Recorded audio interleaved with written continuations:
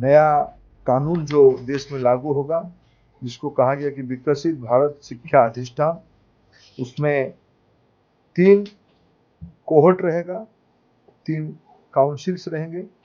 विकसित भारत शिक्षा मानक परिषद, स्टैंडर्ड्स काउंसिल रहेगा। विकसित भारत शिक्षा विनियम परिषद, रेगुलेटरी रोल की सारे काम रहेगा। विकसित भारत शिक्षा गुणवत्ता परिषद, एक्रीडेशन की काम रहेगा। ये सब ऑटोनोमस रहेंगे।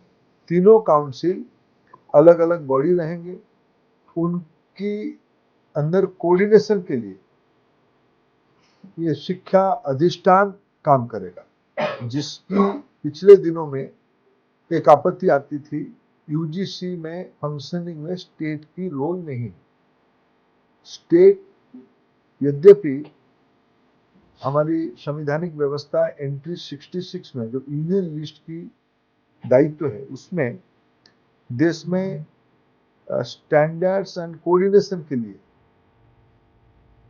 इस रेगुलेटरी स्टैंडर्ड सेटिंग रोल को काम गवर्नमेंट ऑफ इंडिया के दायित्व में।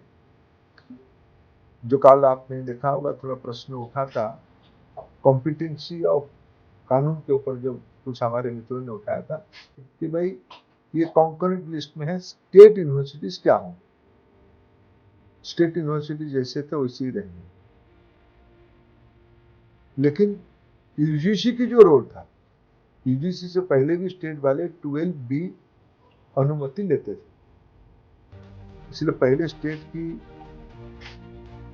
एक प्रकार से नियंत्रण या कोऑर्डिनेशन था।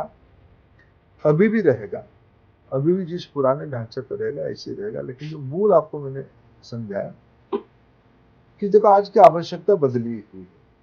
हमारे देश में जितना इकोनॉमिक एक्टिविटीज हुई है, 10 साल पहले हमारी कोर्स में एआई एक कोर्स होनी चाहिए, किसी की कल्पना में नहीं थी।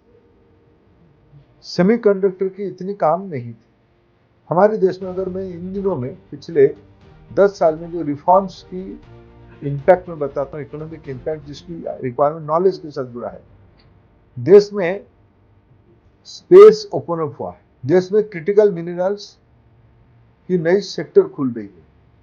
ये सारे कटिंग एज टेक्नोलॉजी की आवश्यकता करती है। हमारे इंस्टीट्यूशंस को सही मायने में ग्लोबल स्टैंडर्ड बनाना है, उनको बहुत फ्लेक्सिबल करनी पड़ेगी, उनको बहुत ऑटोनॉमी देनी पड़ेगी। ये हम तब कर पाएंगे अगर हमारे पास उस प्रकार की कानूनी प्रबंधन होगी।